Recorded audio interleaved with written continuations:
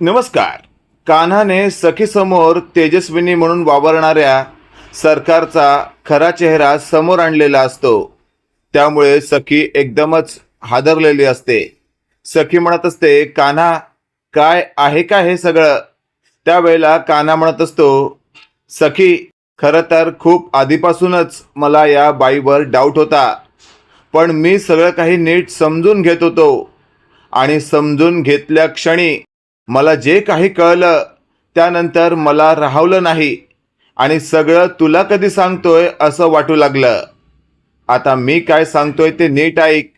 आपल्या घरात तेजस्विनी मॅडम म्हणून जी बाई वावरताना दिसते ना, ती तेजस्विनी नाही आहे, तर ती मनस्विनी आहे, म्हणजेच सरकार.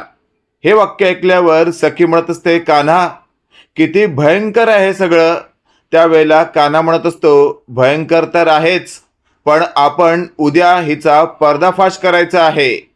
त्यावर सखी म्हणत असते, कान्हा बरं झालं तू आधीच माझ्या सगळं काही कानावर टाकलंस. आता इकडे आपण पाहतोय तेजस्विनी म्हणून वावरणाऱ्या सरकारला तिच्या माणसाने सगळं काही सांगितलेलं असतं की सरकार, तुमच्या घरात जो व्यक्ती कान्हा माडिक म्हणून राहतोय तो खरा कान्हा माडिक नसून तो कबीर देवदत्त किर्लोस्कर आहे आणि त्याने तुमच्या म्हणजेच तेजस्विनी मॅडमच्या मुलीला फसवून लग्न केलं आहे. त्याचा पर्दाफाश जर तुम्ही सखीसमोर केला तर ती त्याला लाथाडेल आणि त्या घरात तुमचं वर्चस्व वाढेल. आता तेजस्विनी म्हणून वावरणाऱ्या सरकारला हा सर्वात खूप मोठा पॉइंट मिळाल्यासारखं झालेलं असतं. सरकार स्वतःच्या मनाशी बोलत असते, उद्या सकाळी तर या कान्हाचं बिंग मी फोडणारच आहे आणि त्यानंतर कान्हा कायमस्वरूपी या घरातून हद्दपार होईल आणि मग या घरावर संपूर्णपणे माझं राज्य असेल. अशातच आता दुसरा दिवस उजाडलेला असतो. आपण पाहतोय आता या सरकारने आधीच अक्षय तृतीयानिमित्त देवदत्त किर्लोस्कर या घरातील सगळ्यांना आग्रहाचं आमंत्रण दिलेलं असतं. आता सगळेच कामतांच्या घरी आलेले असतात. त्यानंतर सखी, कान्हा, सरकार आणि कान्हाची आई अन्नपूर्णा, आजी, मा सुद्धा सगळे तिथे उपस्थित असतात. त्याच वेळेला कान्हा सखीला म्हणत असतो, सखी आता ती वेळ आली आहे या बाईचा बुरखा फाडण्याची. आणा हिचं सत्य सगळ्यांसमोर आणा. त्यावर लगेचच आपण पाहतोय आता गौतम हा लगेचच बोलू लागतो, कान्हा तुला नेमकं काय म्हणायचं आहे? त्यावेळेला सखी म्हणत असते, काका थोडा धीर धर. माझी आई म्हणून या घरात वावरणारी बाई खरंच माझी आई आहे का, यावर आधीपासूनच माझ्या कानाला संशय होता, पण मला मात्र तिळमात्रही असा संशय आला नाही. पण कान्हाने सगळं काही शोधून काढलंय. ही जी बाई समोर बसली आहे ना, ही माझी आई तेजस्विनी नाही आहे. हे वाक्य ऐकल्यावर आता परशू, गौतमची बायको, परशूची बायको सगळेच हादरलेले असतात. लगेचच आता तेजस्विनीच्या आवाजात सरकार बोलू लागते, सखी नेमकं काय म्हणायचंय तुला? त्यावर सखी म्हणत असते, गप्पा बस, तू माझी आई नाही आहेस, तू सरकार आहेस. हे मला कान्हाने काल रात्रीच सांगितलंय. हे वाक्य ऐकल्यावर मात्र आता तेजस्विनी स्वतःला सावरण्याचा प्रयत्न करत असते. ती म्हणत असते, नाही सखी, मी तुझी आई तेजस्विनीच आहे. त्या दिवशी दरीत जी पडली ती माझी बहीण मनस्विनी म्हणजे सरकार. त्याच वेळेला आपण पाहतोय सखी म्हणत असते, गप्पा बस, खोटं बोलू नकोस. म्हणूनच मी त्या प्रॉपर्टीच्या पेपरवर अजूनही सह्या केलेल्या नाही आहेत, कारण कान्हाने मला तुझ्याबद्दलचं सत्य कालच सांगितलंय. त्यावर लगेचच आपण पाहतोय आता या तेजस्विनी बनलेल्या सरकारचा तोल सुटतो आणि ती जोरात बोलू लागते, ए कान्हा, जास्त मस्ती आली आहे का तुला? एक गोष्ट लक्षात ठेव, माझ्या विरुद्ध माझ्या मुलीला काही सांगण्याआधी 10 वेळा विचार कर, नाहीतर या घरातून तुला आत्ता धक्के मारून बाहेर काढू शकते मी. त्यावर लगेचच आता कान्हा म्हणत असतो, मला या घरातून धक्के मारून बाहेर काढणार तुम्ही? अहो काय असं आहे काय तुमच्याकडे?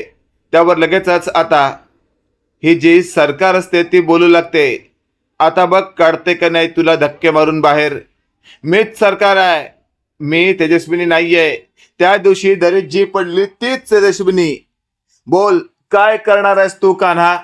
त्यावर लगेचच आता कान्हा म्हणत असतो, बघा बघा बेबी सरकार, मी तुम्हाला काल म्हटलं होतं ना, ही बाई तुमची आई नाहीये. त्यावर लगेचच आता सखी म्हणत असते, आत्ताच्या आत्ता मी तुला पोलिसात देणार. हे वाक्य ऐकल्यावर सरकार हसू लागते. सरकार म्हणत असते, पोलिसात? सरकारला पोलिसात देणार तू? अगं ए सखी, केवढीशी आहे तू आणि केवढी मोठी भाषा तुझी. एक गोष्ट लक्षात ठेव, ही सरकार कधीच कोणाला घाबरत नाही. त्यामुळे सरकारशी एकदम नम्रपणे बोलायचं.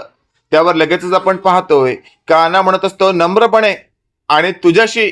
आता कान्हाने या सरकारशी अरे तुरेची भाषा सुरू केल्यावर सरकार चवताळते आणि बोलू लागते, थांब कान्हा माडिक, तुझं आता खरं सत्य सखी समोर उघड करते. हे वाक्य ऐकल्यावर आता सखी म्हणत असते, कान्हाचं खरं सत्य? तुझं खरं सत्य सगळ्यांसमोर आल्यानंतर तू माझ्या कान्हाचं खरं सत्य उघड करणार? काय आहे काय असं? त्यावर लगेचच आता सरकार बोलू लागते, सखी एक गोष्ट लक्षात ठेव, तुझं लग्न ज्या व्यक्तीबरोबर झालं आहे ना, तो हा उभा आहे तो कान्हा माडिक. हा खरा व्यक्ती नाहीये, तर हा एक नंबरचा खोटारडा आहे. याने तुला फक्त आणि फक्त फसवलंय. याने तुला खरं कधी काही सांगितलंच नाहीये. हे वाक्य ऐकल्यावर आता कान्हा म्हणत असतो, ओ सरकार काय बोलताय तुम्ही हे?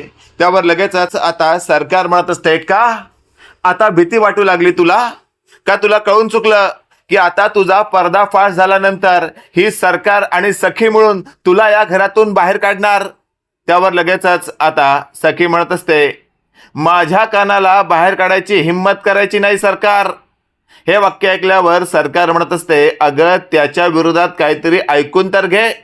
आणि अशातच सखी म्हणत असते, सांगा. सरकार बोलू लागते, कान्हा माडिक नावाचा व्यक्ती तुझ्यासमोर उभा आहे ना, मुळात हे नाव अस्तित्वातच नाहीये. हे वाक्य ऐकल्यावर सखी म्हणत असते, काय? त्यावर सरकार म्हणत असते, हो.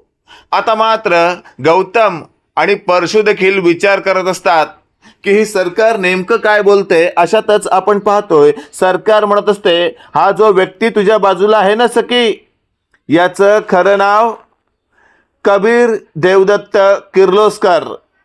हे वाक्य ऐकल्यावर सखी म्हणत असते, काय?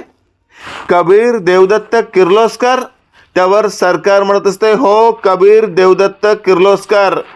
अशातच आपण पाहतोय आता कान्हा बोलत असतो, सखे मॅडम तुम्ही या बाईच्या बोलण्यावर लक्ष देऊ नका. त्यावर लगेचच आपण पाहतोय सरकार म्हणत असते, गप्पा बस रे खोटारड्या, माझं सत्य माझ्या मुलीसमोर उघड करतोस काय? त्यावर कान्हा म्हणत असतो, तुम्ही गप्पा बसा, सखी तुमची मुलगी नाहीये. त्यावर लगेचच आता सरकार म्हणत असते, माझी मुलगी नसली म्हणून काय झालं, माझ्या मोठ्या बहिणीची तर मुलगी आहे ना, त्या नात्याने मी तिला माझी मुलगी म्हणते.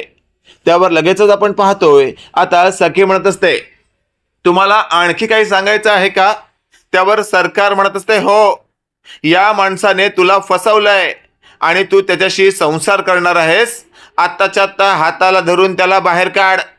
त्यावर लगेचच आपण पाहतोय सरकार आता जे काही बोलते त्यानंतर सखी म्हणत असते, अजिबात नाही, मी माझ्या नवऱ्याला घराबाहेर काढणार नाही. त्यावर सरकार म्हणत असते, काय? ज्या माणसाने तुला फसवलंय, दगा दिलाय, त्या माणसावाला तू काहीच शिक्षा करणार नाहीयेस? त्यावर सखी म्हणत असते, अजिबात नाही, कारण सरकार तुम्हाला काही गोष्टी माहिती नाही आहेत. तुम्हाला असं वाटतंय की तुम्ही माझ्या नवऱ्याचा पर्दाफाश करताय, पण खरं तर माझ्या नवऱ्याने मला हे सत्य काल रात्री सांगितलंय. त्यामुळे तुम्ही सांगितलेलं सत्य जरी खरं असलं तरी ते सांगायची वेळ तुमची चुकली. माझ्या नवऱ्याने मला विश्वासात घेऊन सगळं काही सांगितलंय आणि त्याने हे असं का केलं त्यामागचं कारण देखील सांगितलंय. हे वाक्य ऐकल्यावर आता गौतम म्हणत असतो, सखी मला ते कारण जाणून घ्यायचं आहे की कान्हाने म्हणजेच कबीरने असं का केलं. त्यावर लगेचच आपण पाहतोय आता सखी म्हणत असते, काका ते कारण जेव्हा तू ऐकशील ना त्यावेळेला तुझ्या पायाखालची जमीन सरकेल. त्या क्षणाला तू मोठा दांडका घेऊन या सरकारला धोपटून काढशील. हे वाक्य ऐकल्यावर मात्र आता गौतम म्हणत असतो, असं काय केलं या बाईने? त्यावर सखी म्हणत असते, माझा नवरा कान्हा म्हणजेच कबीर, कबीरच्या वडिलांना या बाईने चाकू खुपसून ठार मारलं. हे वाक्य ऐकल्यावर मात्र गौतम म्हणत असतो, काय या नालायक बाईची एवढी मजल?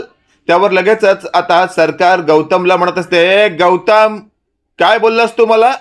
त्यावर लगेचच परशु म्हणत असतो, काय बोललाय तो? नालायक बोललाय. मला तर यापेक्षाही तुला वाईट बोलायची इच्छा आहे, पण इथे प्रसंग काय आहे त्यामुळे मी शांत आहे. सरकार म्हणजेच मनस्विनी, जास्त तोंड उघडलंस ना तर लक्षात ठेव, हाताचा बुक्का करीन, तोंडात कोंबीन तुझ्या. त्यावर लगेचच आता सरकार चांगलीच गप्प झालेली असते. तिला कळून चुकलेलं असतं आता फार काही बोलणं आपल्या हिताचं नाहीये. अशातच आपण पाहतोय थेट कान्हा म्हणजेच कबीर पुढे येतो आणि म्हणत असतो, मनस्विनी, माझ्या वडिलांना चाकू खुपसून ठार मारलंस ना तू, आता तोच प्रसंग मी तुझ्याबरोबर दोहरणार आहे. हे वाक्य ऐकल्यावर आता सरकारची पळताबोळी झालेली असते. तिला कळून चुकलेलं असतं की आता आपला बचाव शक्य नाहीये. ती लगेचच आता इकडून तिकडे पळू लागते. त्याच वेळेला आपण पाहतोय आता सरकारला एका साईडने गौतमने धरलेलं असतं तर दुसऱ्या साईडने परशुने धरलेलं असतं. सरकार बोलू लागते, अरे सोडा मला, सोडा, काय करताय तुम्ही? हे माझ्याबरोबर अशा प्रकारे काही करताना 10 वेळा विचार करा. माझा राग अनावर झाला तर मी काहीही करू शकते. त्याच वेळेला आपण पाहतोय आता कान्हाने मोठा सुरा आणलेला असतो आणि तो सुरा सरकार समोर धरत कान्हा म्हणत असतो, ए मनस्विनी, आत्तापर्यंत खूप काही केलंस तू, पण या क्षणापासून तुला काहीच करता येणार नाहीये. कारण माझ्या आयुष्यात फक्त आणि फक्त दुःख पेरणारी तू, तुझ्या आयुष्यात आता मी अशा प्रकारे दुःख पेरणार आहे ना की यापुढे तू कोणालाही मारण्याआधी 10 वेळा विचार करशील आणि तुझं शरीर थरथर कापेल. त्यावर लगेचच आता मनस्विनी म्हणजे सरकार बोलू लागते, कान्हा, कान्हा मला माफ कर. त्यावर लगेचच आपण पाहतोय कान्हा म्हणत असतो, कान्हा नाहीये मी कबीर देवदत्त किर्लोस्कर आहे. ज्या व्यक्तीला तू ठार मानलंस ना त्याचाच मुलगा आज त्याच गोष्टीचा बदला घेण्यासाठी तुझ्या समोर उभा ठाकलाय. त्यावर लगेचच आपण पाहतोय तेजस्विनी हात जोडून माफी मागत असते, मला माफ कर, माफ कर कबीर. त्यावर कबीर म्हणत असतो, नाही नाही माफ करणार मी तुला, कारण तुझ्यामुळे मी माझं बालपण गमावलंय आणि त्यानंतर माझ्या आईला इतके वर्ष मी अशा अवस्थेत पाहतोय. हे सगळं पाहिल्यावर आता थेट कान्हाची आजी म्हणत असते, कान्हा, कान्हा थांब, या बाईला तू स्वतःच्या हाताने मारून स्वतःवर अशा प्रकारे कोणत्याही प्रकारचा गुन्हा नोंदवून घेऊ नकोस. त्यापेक्षा हिला कायद्याने शिक्षा होऊ दे. बोलव पोलिसांना आणि कर हिची उचलबांगडी थुट तुरुंगात. हे वाक्य ऐकल्यावर मात्र आता सरकार हात जोडत असते, माफ करा, मला माफ करा, मी चुकले, पण प्लीज मला पोलिसात देऊ नका. मला जर तुम्ही पोलिसात दिलात तर पोलीस मला तुडून काढतील आणि त्यानंतरचं आयुष्य माझं खूपच खडतर असणार आहे. त्यावर लगेचच आपण पाहतोय मागचा पुढचा विचार न करता आता गौतमने पोलिसांना बोलवलेलं असतं आणि त्यानंतर पोलिसांनी थेट येऊन या सरकारच्या हातात बेड्या ठोकलेल्या असतात आणि तिला खेचत फरफटलेलं असतं. जी अवस्था आता सरकारची झालेली असते. त्यानंतर कान्हाची आजी समोर येते आणि थेट बोलू लागते, पाहिलंस तो दिवस एक आणि आजचा दिवस एक. ज्या दिवशी तू माझ्या मुलाला ठार मारला होतास त्या क्षणापासून मी शपथ खाल्ली होती, तुझी ही अवस्था अत्यंत बिकट करणार, तुझं सरकार कोसळवणार मी आणि बघ तुझं सरकार पाडलं मी. हे वाक्य ऐकल्यावर आता मनस्विनीच्या थोबाड्यात मारल्यागत झालेलं असतं आणि मनस्विनी गप गुमान आता तिथे पडून असते. त्याच वेळेला आता सखी पुढे येते आणि म्हणत असते, तुझ्यामुळे, फक्त आणि फक्त तुझ्यामुळे मला माझ्या आईपासून दूर राहावं लागतंय. माझी आई कशी असेल काय माहिती. त्यावर लगेचच आपण पाहतोय आता कान्हा म्हणत असतो, सखी काळजी करू नकोस तू, मला खात्री आहे देव एवढा निष्ठुर नाहीये. तुझ्या आईला म्हणजेच तेजस्विनी मॅडमला काहीच होणार नाही. नक्कीच दरीतून खाली पडल्यावर त्यांना कुणी ना कुणी वाचवलं असेल आणि त्यांच्यावर उपचार देखील सुरू असतील. हे वाक्य ऐकल्यावर आता थेट सरकार अजून माजल्यागत बोलत असते. आज तुम्ही मला तुरुंगात पाठवताय, पण एक गोष्ट लक्षात ठेवा, मला फार काळ तुरुंगात राहता येणार नाही, कारण मी लवकरच बदला घेण्यासाठी येणार आहे. त्यावर लगेचच आपण पाहतोय आता मागचा पुढचा विचार न करता सखीने सटासट सरकारच्या थोबाडीत देत असं म्हटलेलं असतं, अगं काय गे तुझं थोबाड, पोलिसांनी तुला अटक केली आहे त्यानंतरही तुझा माज कमी होत नाही. काय समजतेस ग तू स्वतःला? एक गोष्ट लक्षात ठेव, तुरुंगातून सुटलीस जरी ना, मला कळलं तरी तुझे हातपाय तोडून तुझ्या गळ्यात बांधून ठेवीन. हे वाक्य ऐकल्यावर मात्र सरकार घाबरते. अशातच आपण पाहतोय परशू पुढे येतो आणि म्हणत असतो, सखी मला सुद्धा हिच्याबद्दलचा काही बदला बाकी आहे. आणि लगेचच परशू 2 सटासट कानाखाली सरकारच्या देतो आणि म्हणत असतो, या 2 कानाखाली प्रत्येक क्षणी माझा अपमान करण्यासाठी आहेत. त्याच वेळेला परशूची बायको पुढे येते आणि म्हणत असते, थांबा, माझा सुद्धा बदला बाकी आहे.